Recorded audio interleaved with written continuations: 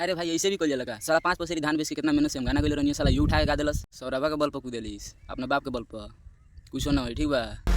तो जितना मीटर आई नू सब गाय में उठा के जोन खाड़े कोई जोन खा लिए ठीक बा। भाई लोग भोजपुरी इंडस्ट्री में गाना चोरी करे के आदत केहू के ना गइल बा और कितना भी उकाई हो जाओ केहू सुधरे वाला नहीं के आई सुनी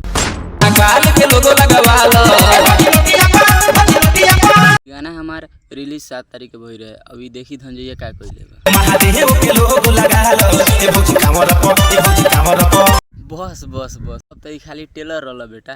अब देख तहार गाना कैसे उठा के हम गावतनी कट जाई कठिन डगरिया खाकी ना तोहर शरीरिया तनी ध्यान द हमारा पतिया ना तो अपने लोगन के लागत है कि अचानक से बौरा काहे गइल हम पगलाल नहीं छी ठीक बा। चिन्ह जाई सहारी भोले बाबा के लगबो पुजारी चढ़ी जाई पहाड़ के पावर पर। अरे भाई ऐसे भी कल लगा साला 5 पसेरी धान बेच के कितना मेहनत से हम गाना गले रही साला यू उठा के गा दिलस सौरभा के बल पर कूदेलिस अपने बाप के बल पर कुछ ना हो ठीक बा।